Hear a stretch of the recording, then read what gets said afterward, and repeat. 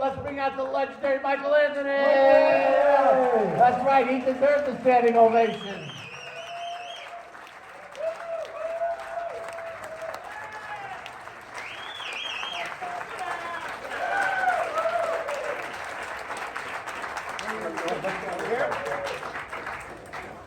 So Michael, you've done Rock and Roll Fantasy Camp before. You were on the VH1 show years ago. If you don't know, Rock and Roll Fantasy Camp used to have a reality show, and Michael was on it. Yeah, I was kind of like the premiere thing. They're still trying to figure out what we were all supposed to do while I was doing it. Right. I was a guinea pig.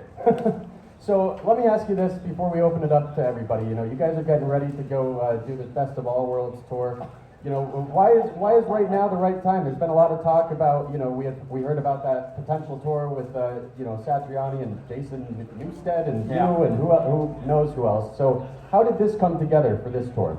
Oh, for the tour that we're doing. That you're doing this summer, yeah. Well, you know, Sammy and I figured, you know, it's 20 years ago this year that we did the last Van Halen reunion, and Sammy and I were talking about it, and like we always reminiscing and stuff like that, and we thought, gosh, you know, 20 years, and who knows what's happening now. You know, we obviously can't wait much longer. Sammy's getting, you know, he's an old man now, you know, shit. Yeah, but we didn't want to wait any longer, and you know, with Ed unfortunately passing away the other year, and Alex, he's still pretty much, you know, I know he still grieves and stuff like that, and he doesn't really get out, and play. And so Sammy and I wanted to get the music out to everybody, and we thought, what a better way, you know, let's get together and take it and play it. Yeah. You know, play it. Someone's got to play it. Well, I know everybody's got questions for Michael, so let's go ahead and raise some hands, and I got one immediately in the back. Birthday boy Andy. Okay, if I don't like your question, I'm gonna give you Roth's number. You can call him and ask him. No, I'm just kidding. What up? Okay, so, when anybody asks me about what was the greatest concert you ever went to, I was at Donington Park in 1984 when you were there with ACDC and Motley Crue, and yeah, that was a crazy fucking tour. Jake Lee, Gary Moore, Angus and Eddie, like one after the other, like 4 hours. But anyway, in my head, like, if I get any better than that, I just go back to that all the time. And I just want to ask you, like, where is that on the continuum of all your experiences? Oh, I put that probably pretty close to the very top. I mean, we had a great time just doing all the shows we did with it was the Monsters of Rock tour, basically, what we were doing over there with AC/DC, and then Van Halen, we decided to try it over here in '88, I think it was. But you know, just the hanging out with the Motley Crue guys, and this is when these guys were all just nuts. Their big thing was they would run around biting people, and that was like their show of affection, right?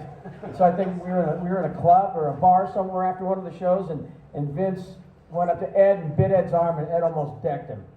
And that was the end of that, you know. The brothers we love, right? No, but that was great. It was a fun tour, AC/DC. You know, I think I stood on stage, the side of the stage, every single night and watched those guys. And besides that, there was one, I think it was when we were in London, Kevin. I wasn't there at the show yet, but John Entwistle came by, and he actually picked up my Jack Daniels bass and played it and liked it. And I was like, damn, how come I wasn't there? Shit. I did meet him later, but. Real quick, you know, Michael keeps on pointing over to Doogie. Doogie is Michael's tech, has been with him how long now? 30 something years? Yeah, God, like an old married couple. And he's the guy who makes sure that I'm looking good and sounding good up there on stage. And, you know, did you see this shirt? Stand up and show, dude, you know, I'm looking at this now. See, I get to look at that shit every night on stage. When I ask him, hey, I'm out of tune, he goes, no, go back out there. I need to have my strings changed. No, I just changed them last week, you know. 34 years! Wow. All right, that's enough from Doogie. He's a great guy, you know. Besides working together, we're great friends too. So I mean, we hang out all the time. A long time part of the Rock Camp family. I've known him since I first started at 11. So anyway, let's get some more questions in here. Let's go. Back to John. Yeah. Hi, Mike. Hey. So my question to you, Huh? David got it. Oh yeah, that's it. Okay. That's a good album. Same first question my wife said. I said, you gotta do 5150. It's the album that got me through high school. My question is, what was your favorite moments on the tour, whether it be off stage or on stage?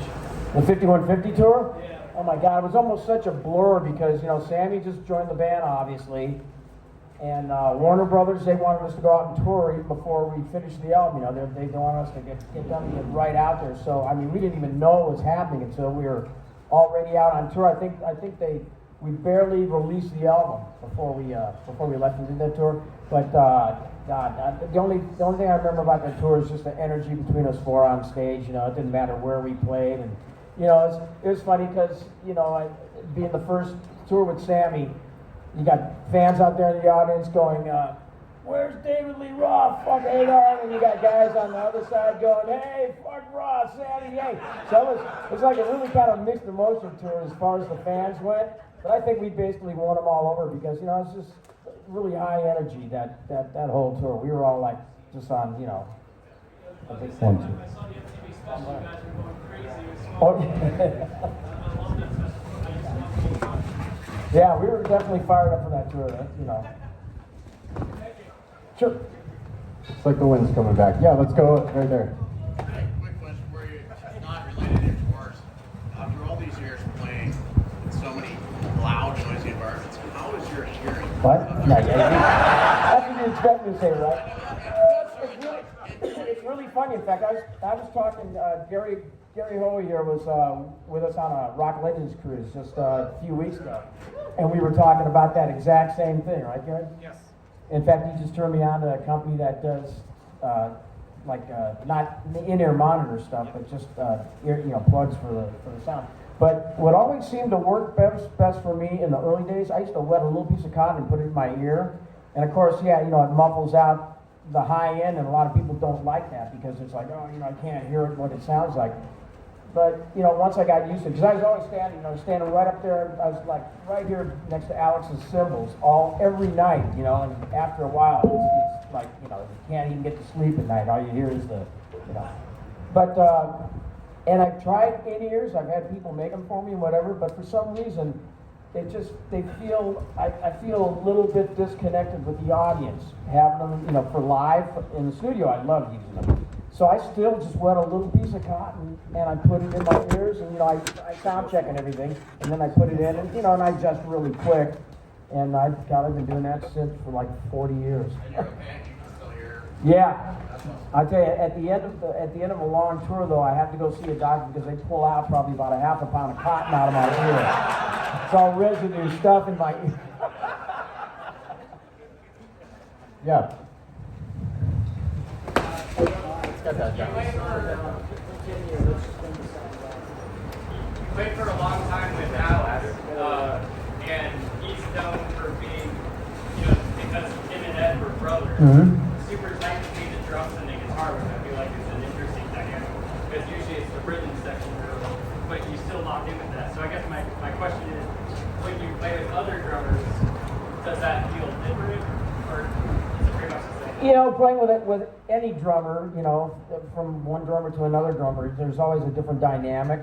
And, to answer your, with Ed and Al being so tight, brothers, and they grew up like this, believe me. I've never seen a tighter pair of brothers in a band anywhere. In fact, in the early days, Ed and Al, they would just have each other in their monitors and nobody else. Which was, that's how tight that these guys were. But, playing with different drummers is great. It's like when we do Chicken Foot, when I play with Chad Smith, that guy's so crazy, out of control, and just, it makes you play different. It just makes you think about things different, and which is really cool. Alex and I were really, really tight. We got to be really tight. I could almost tell where he was going to accent stuff when we played live. It was just a lot of fun. But then playing with someone like Chad, it's just another dynamic, and it's great. It just makes me.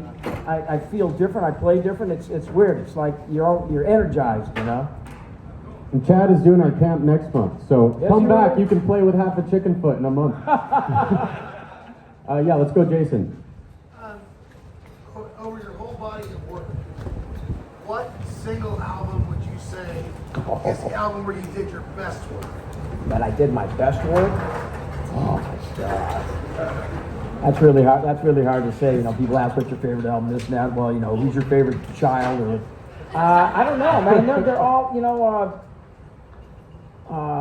I think some of the better stuff, as far as even sound goes, when we did For Lawful Carnal Knowledge, Andy Johns produced that album for us. And for those of you, I don't know, for those of you not familiar with Andy Johns, his brother Glenn, he goes way back, recorded the Beatles, Led Zeppelin, all kinds of bands, and his brother, young brother Andy, he's done just about every rock band too. But him being a bass player, he came in and said, Michael, we're going to have big meaty bass on this album. And boy, that was the first album where actually the bass had a bigger presence to it, because a lot of previous albums, Alex and Eddie's tone is so wide, the tonal range, and then Alex likes to be the same way. And I used to have this problem when we play live too at sound check, that trying to squeeze the bass in between such big sounds, you had to squash it and fit, you know, it fits in right here so you could hear the notes, you know. But Andy was the first one who brought it on that album, so that's probably one of my favorite albums. Yeah, so that hand first.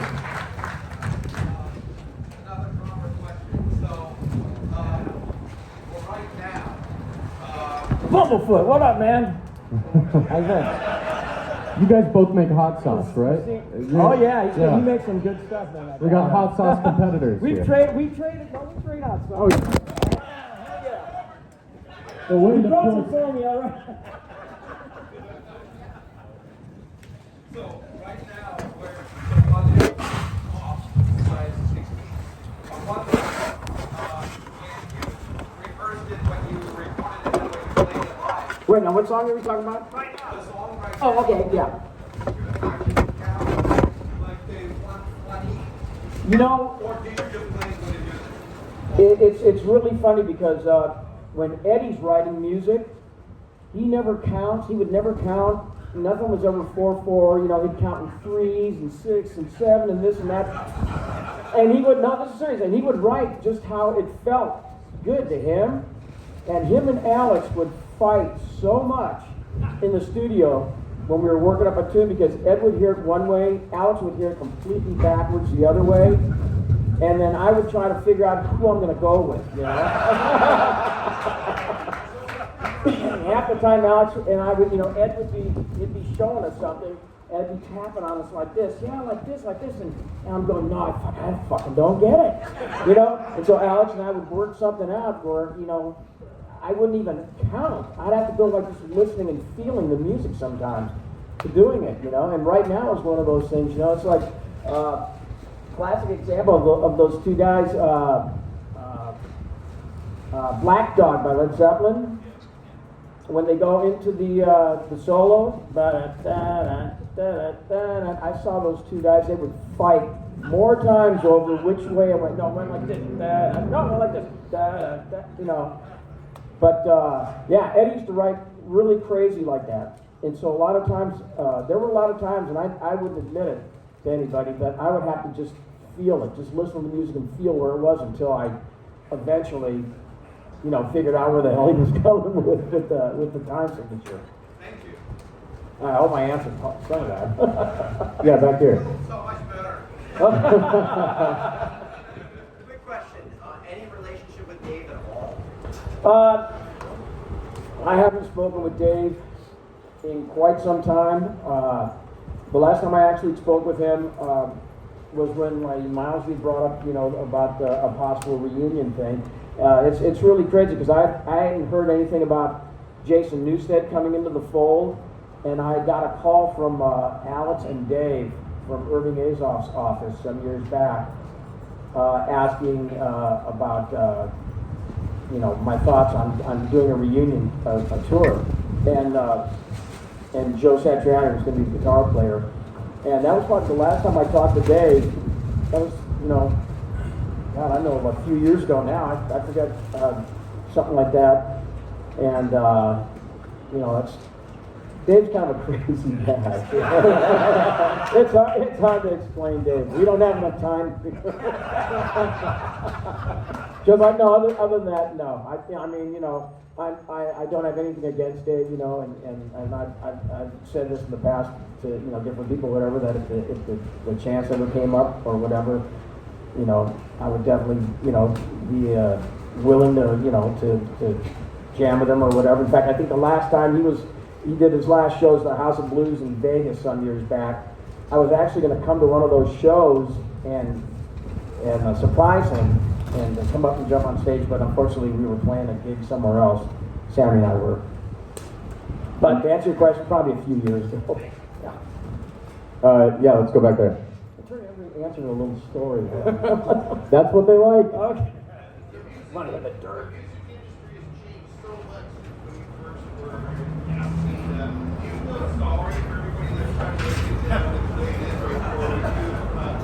You know, I felt sorry for a while, but you know, now there's, you know, with you know, YouTube and TikTok and all these different, you know, medias and stuff like that, that a band can still, you know, get a following and get their way out there. When we were first signed back in '77, this is back when, like in our case, Warner Brothers signed us, and they said, oh yeah, here's a great band, whatever. We're going to take these guys and nurture them and build them up, and we can build them up, you know, 2-3 years, couple of albums, whatever. All of a sudden that stopped, you know. It's like, if you don't have a hit right out of the box, forget it. They're on, you know, you're on to the next act, the next whatever, you know. But now, I mean, there's a lot of outlets, a lot of ways where people can get the music, you know. And I don't know, I personally think that in a handful of years, whatever, record companies might even just be a thing of the past, you know, the way everyone's doing it now. What was some of the stuff that That he did for us? He signed us. Yeah. No, we basically knew nothing about the studio, songwriting. I mean, you know, every song that we had, like that was on the first Van Halen record, was 10 minutes long. You know, because you don't know. You write something, it sounds good. Oh, this sounds great. Let's keep playing it. And they'll show you that like 5-6 verses and, you know, 2-3 solos and whatever. And Ted really, you know, besides everything producer-wise that he brought to the band, because, you know, he'd done, you know, a lot of, you know, most namely the Doobie Brothers, you know, was a big act that he had done before us. That just being in the studio and you know, song structure and recording, he basically taught us everything. We knew nothing, you know, when we first came in. was there anybody that Eddie, you know, it's kind of funny. He, when we first started playing, he was the biggest Clapton fan. He loved Clapton when he was in Cream, and then when Cream broke up, he kind of lost touch with, you know, because, you know, Clapton was on, you know, doing his other solo stuff. And after that, Eddie, and I'm sure some of you guys have probably heard it, he says in interviews that he didn't listen to anybody. He never did. He never listened to music. Never listened to anybody. Yeah, let's go there. my name's Dave. Nice to meet you. Dave! Nate. Oh, Nate. I'm sorry. Yeah. Yeah, I thought I was making a funny joke. Say it again. Joke was on me. Nate. Nate! You know, when I was 16 in '93, my dad took me and my brothers to Cal Expo. In Sacramento, yeah. Oh, it was unreal. You know, you guys kept going and going, and Eddie seemed like you had a lot of fun. Yeah, that's a great place. The place you talk about, Cal Expo, to me it reminded me of a little bullfighting ring. Yeah. It was a small little, and then they had a water park next to it or whatever. We played there in the summer, and we played quite a few shows there. That was actually a fun gig to play. Yeah, so there's so many questions I'd love to ask you. I guess one of the things that I hope not wanted to see, do you think they'll make a movie about Van Halen Oh, God.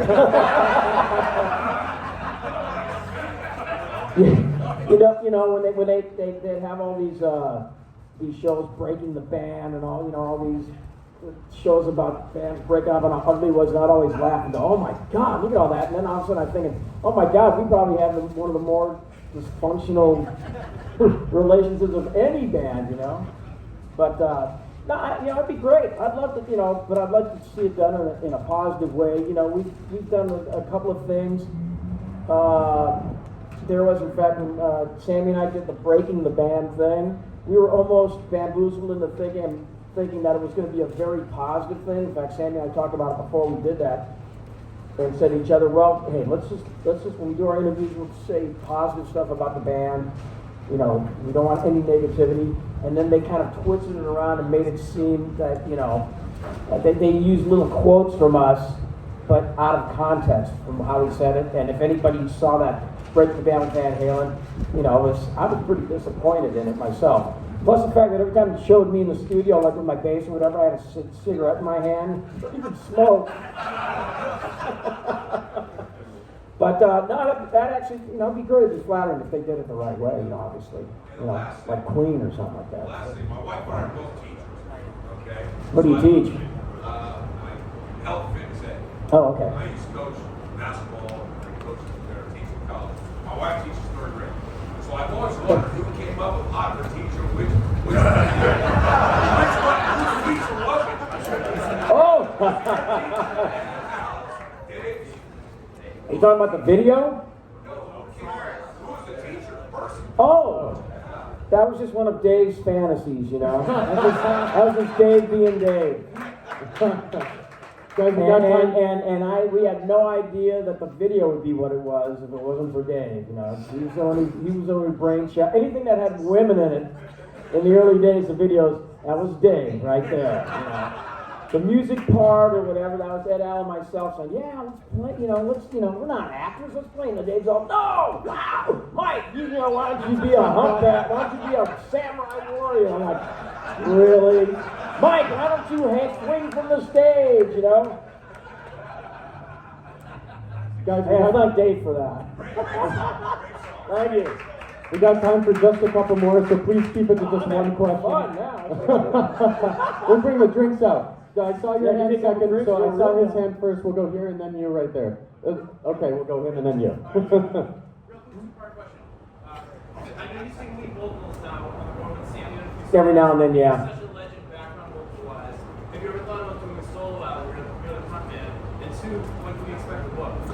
You know, okay, as far as the vocal frontman thing, I in bands before Van Halen, I sang, I lead sang, and one of the reasons I joined Van Halen was because I was so loving just being the bass player, not having to get up there and sing, until I sang my first background part. They had just written a song, and they said, hey, try sing the background, then boom, there I was, singing again. Not that I minded, but, singers, I don't need that kind of, I'd rather just be a bass player, and, I can sing, but, I like doing what I do. And as far as the book thing goes, after Hagar came out with his book, his people came to me, and Alex is coming out with a book in October, right, I heard. So let me see what Alex's book, I'll wait till they all get their books out, then I'll come out with mine and I'll set the whole thing straight. Yeah. That's the way to do it. We're gonna go right here. Hey, Michael, I'm Michael as well. Nice to meet you. Oh. Last member I haven't met yet. It's such an honor. This being the 50th anniversary of Van Halen, if I'm not mistaken, in 1974, I've heard some rumors that Dweezil's working on some tracks for a new collection of music.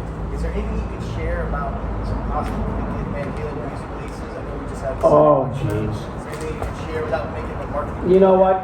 There's actually nothing in the works right now. Eddie's got so much stuff. There's so much stuff that we demoed as a band that's archived there in the studios. And, now Wolfgang's pretty much in charge of it, but he's so busy right now, nonstop touring that guy, that, there hasn't been any time to go through a lot of the stuff. And I know Alex hasn't gone through any of it, but, I'm hoping that there'll be something in the future that comes out, because there was a lot of really great stuff of us just jamming. Because every time we went in the studio, we would have our engineer Don Landy, we could just have him hit the record button, and we recorded everything that we did during the day. So hopefully one day. The catalog's amazing, so we have a lot and enough. It's amazing, but I would love to hear some of those alternate takes or some of those. Yeah, so would I. I know you've had your hand up for a little bit, and then we'll go you, and then we'll see where we're at. Yeah. So first, Mike, thank you for the body of work that made my team. Oh, you're welcome. I'm glad you enjoy it. I'm glad you guys enjoy it.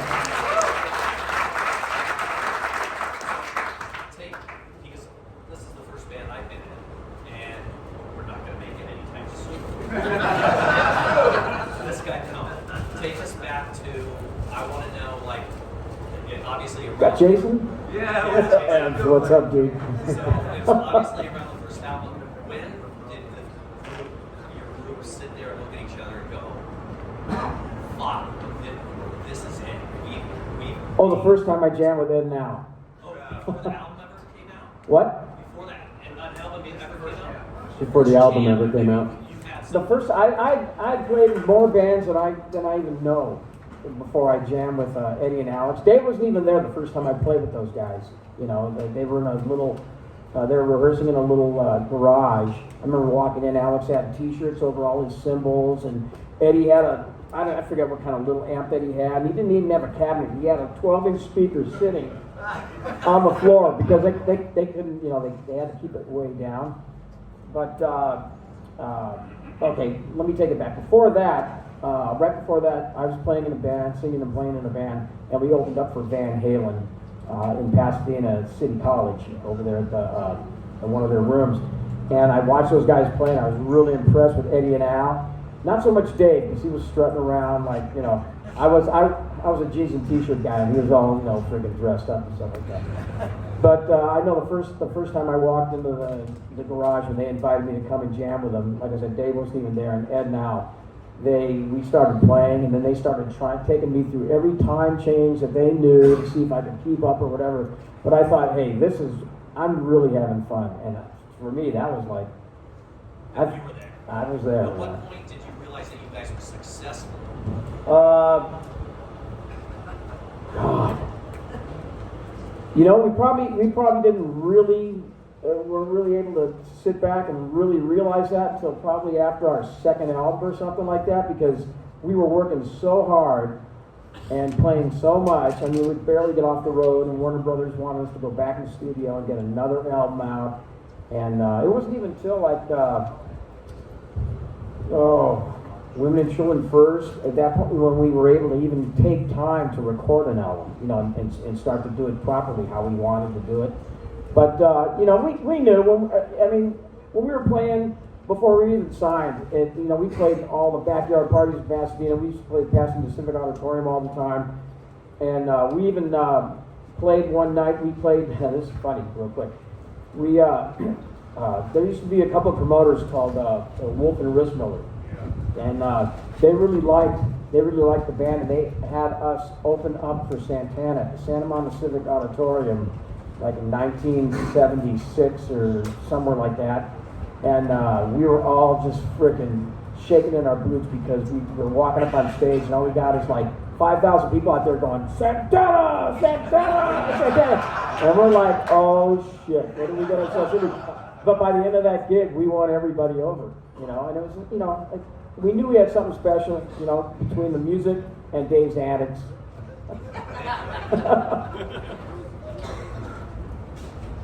Yeah, sorry. Can we just make sure that we only have campers in here? Can we just get somebody over there?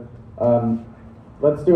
There was another hand back here, right next to him. Yeah, let's do Adam back there. Yeah. How you doing, bro? Adam, yeah. Hi, Mike. Sure. Thanks for doing this. Quick question on when a band releases an album, you never know how that's going to be. It's a question about your first album. You never know that that's going to be coming like this album. You never know that for sure. But I want to know, after you finished it, what did it feel like? Do you feel like, I think we got something here, or do you ever feel like, I wish I could be? No, we were just celebrating because we recorded an album. You're like, damn, look at this, you know. And you know, we really knew. I remember the first time that I heard You Really Got Me on the radio, and I forget I was on. Yeah, I forget what station it was on, and just thinking, oh my God! At that point, I felt we made it, you know. But you know, it took off really quick. That one song, you know, that, and plus, you know, the stuff Eddie was playing that nobody was, you know, was really doing at that time. That, you know. That's when, you know, but we worked hard at it. We weren't like we opened up for bands, like we opened up for Foreigner, we opened up for Boston, we opened up for Ted Nugent, a lot of these bands in '78. And, you know, like a band like Foreigner, you know, feels like the first time, boom, big hit right out of the box, and they're already playing stadiums. Same thing with Boston. And we really worked. You know, I mean, it was a steady climb for us. We didn't have like a hit right off the bat. And so we played every frickin' hall, arena, opened up for everybody that we could, you know. Same way that's the same way we did it before we were signed, you know. We tried to play as far as the gas money would take us, you know. And, you know, it was just a steady climb, but it really felt gratifying. After our first tour, obviously we had something there when we were opening up for Sabbath, and, you know, plus we were seeing all kinds of shit on the road that we only read about.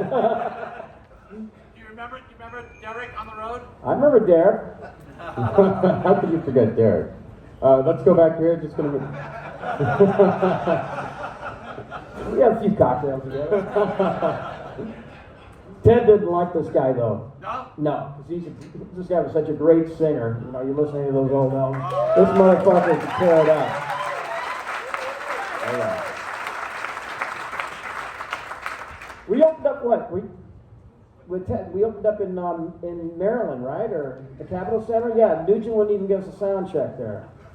Ted didn't like Eddie very much. Yeah. My name's Tim from the UK. I was at Donington, which was great. And actually did something. Could have played more, but it was brilliant. Casting came back in 78, releasing the first album in my head. It kind of changed my life. Mine too. No, I'm sorry. I'm a comedian on the side. The music was a complete inspiration to me. Totally different from the mainstream artists. That's how it's But what was it like? How just the success when that became, was what it was at the start, and it became really difficult figure, being able to take the guitar and what was it like playing in the car? You know, it sounds funny because people ask me that, and I go, it's Ed, man. I mean, I knew him and Alex, and Dave, you know, I knew him so long. It was just maybe, you know, because I was right there, you know, playing with him, you know, and I knew he was a great player, but to me, he was just Ed. He was the, you know, buddy, and we played music and had fun together. Fantastic. Thanks again. We're gonna go back here, and then I'll get you. Thanks for coming. Hey, I'll give away my age. I seen your first tour at Tower Theater in Philadelphia. You were the opening band, and Montrose was the second band, and Journey was the first one. Where was it at? Where was this at? Tower Theater, Philadelphia. Oh, okay. 2,000 seat arena. You know, that was amazing. Played all the big gigs back then. So is there any bands out there now coming up that you think are going to be like a name one you think is really going to be? You know, of course, I love what Wolfgang's doing. I mean, that kid's grown into a real talented guy. I was able to catch his show in Vegas in last December. I was out there, and I hadn't seen him in 20 years, and I was so impressed with the way he, you know, played and sang, and you know the way he writes. But you know, there's another band that I'm close friends with. They're called Dirty Honey. They're from around here, and I really like what they're doing. Sure. Real quick, how was that catching up with Wolfie? You know, what was that conversation like? Oh, it was great. You know, there was a lot of closure for me because you know well, I don't want to get into all that stuff. But no, it was great. It was great to see him because you know, before that, the last time I'd seen him, he was still like, you know, a kid. In 2004, Ed would bring him up on stage when he'd do his solo, you know, and he'd play a little bit of, you know, the 316, you know. Right. But it was great catching up. That's awesome. Yeah, let's go right here. So I want to ask you a question about the famous Brown sound. Were you able to see what Ed was doing to create that sound? There's so much speculation about the absolute slave. You might know some more than that. Even though back when we were playing, I know that Ed was using. He had his Marshalls that he was playing, and most everywhere that we played, obviously we were way too loud, and so he had this thing. Did they call it a Variac back then? Yep. And it was like, you know, the box was about this big, and with a big freaking knob on it, and it just cuts the voltage down, and it cuts the right? Yep. And So like, you can turn the amp up loud. It's so going you turn up loud, and like our first couple tours, you know, he'd have him sitting right there behind his amps, and I guess that had something to do with it, you know, that, and obviously the way he played, you know. You get a guitar player like him or Jerry or Derek or anybody like that, and you give them the same guitar and an amp, and they all sound different playing through it, you know. So I'm sure that was part of it too. But you know, Ed was always messing around with stuff with his guitars too. I mean, he was the first guy that I saw take an absolutely stunning ES335 and just tear the shit out of it because oh, I think the pickup would sound better if it was right here, you know. So they just drill a hole in there and move it or whatever. And you know, but that's what made Ed, you know. And I'm sure that's how the Brown sound, so to speak, was created. Yeah, Timmy. Hey. I have a question that I'm a low-level bass player, and I think there's something you can teach us that no other bassist can. Uh-oh. How in the heck do you do a backwards roll with a bass?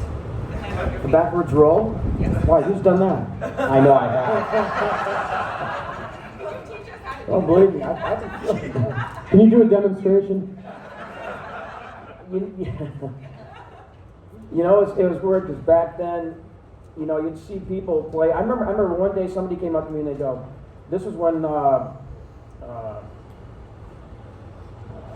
Keith Richards had the band, what was his band with Stanley Clark? He had the, you know, The one. what? The New Barbarians. Yeah, the New Oh. Barbarians. Yeah, and they were playing, and we were playing, and you know, I'd get up there and I'd go, well, you know, I'm trying to do some stuff or whatever, but you know, Eddie was the man, and I go, I don't want to try to be another Eddie on stage or whatever. And so I thought, well, you know what? I'm going to try to create something. I'm going to use effects, and you know, without trying to be too stupid looking, you know, create stuff on stage. So I did a lot of stuff with fuzz and flange and all that stuff. And somebody came up to me after we were playing somewhere in the Midwest, and they said, wow, you know, the New Barbarians, they played here last week, man, and they were great, and Stanley Clark, but man, you played that bass solo and you kicked his ass. I'm going, what? What are you saying? I mean, this guy's fucking phenomenal. But, you know, so I you know, and I just let, you know, Kevin or Roth or whatever, I'd go, hey, what do you think if I did this? And I'd fall on my back and roll around, and they said, yeah, it looks great, do it, you know. So, That's awesome. Who's got more? I know we got, yep, right here, the Doogie shirt. The vocals are so iconic, right? So we talk about the three best musicians in the world possibly playing, but the vocals are what, we're not singing with Sammy, we're not singing with Roth, we're singing with you and Eddie. When we listen to these songs, where did that come from? And we were talking in our room. It was like you guys had the Beach Boys singing the background harmonies while you're playing. you know what, I think it was just a blend, the sound of Ed's voice and my voice together. You know, it just turned out to be something where, like you said, you hear the Beach Boys or you hear this band, you know it's that band because you hear either, you know, an instrument or you hear the vocals. And I think Eddie and I had kind of a pretty, you know, unique sounding blend when we sang together.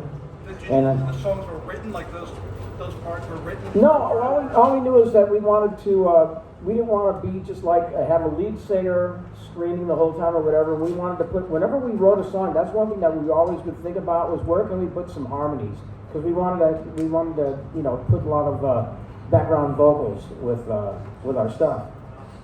But you know, that was just the way it sounded. Done. Yeah, like it's fucking iconic. Yeah. Any chance you're taking a French tour outside of the US, Europe, or I've never been able to see you guys live. It's such an honor if you could go outside of the US for your French tour. You know, we're already in negotiations to go outside of the country with this tour, and we want to see. We start in July, and we want to see. Sammy wants to make sure that he's 100% going through these shows in the U.S. because obviously, you know, he's getting a little bit older, and you know, singers they get older, and you know, and if he can't put out 100+%, he doesn't want to do it. But we're talking about going overseas right now, which would be fun because I haven't toured anywhere overseas in a long time. Yeah, Lucian. First My big first paycheck. big paycheck? You know, that's funny, 'cause I actually have a receipt, a slip receipt at home that I don't know how I kept it all these years. I put it in the box and I still have it. And it was my first, for my first check that I ever got from Warner Brothers. It was like something like $24.15. More than they get on You know what, Spotify now. our first big paycheck, you know, I hate to say it, you know, because I don't, you know, we never, you know, we weren't in it for the money, really, so to speak. You know, we wanted to be rock stars and get the girls and shit. You know? But when Sammy joined we had a very bad deal with Warner Brothers. We were taken advantage of quite a bit in the early days by a lot of the management people that we had. And it wasn't until Sammy Hagar joined the band that his then manager, his name was Ed Leffler, went into Warner Brothers and threw the hammer down and said, "Hey, we get this or we're leaving the label." And they rolled over and just went, "What do you want? What do you want?" Maybe because they'd taken advantage of us for so long. But that's probably when we really had our first big paycheck. Yeah. Guys, we got time for one more question. Let's try and get A man from somebody. Dubai in the back. Come on, Okay. talk loud. Thank you. Flew in from Dubai. Better be Oh, a wow. good one. Think of something. The orchestration and the harmonizing, did most of it come during the recording process, or did you guys figure it all out during the rehearsals? It's all we figured out during the rehearsals. Even now, like when Sammy and I, when we're going over stuff, and he'll start singing an idea he has, I immediately start harmonizing with everything he's singing, just to kind of see if anything will fit somewhere, you know. And then of course, you know, then the music you got to figure out, you know, where everything's going to fit. But usually I'm working on it right then, but it isn't until we actually record the song and then, you know, Sammy or when Dave, you know, would lay the vocals down that, you know, you look for where you can, you know, throw my 2 cents in vocally, you know. Okay, give it up for Michael Anthony. Come on. You're right. That's right. Stand ovation. Absolutely. Hopefully I've answered some of the unanswered questions. Okay.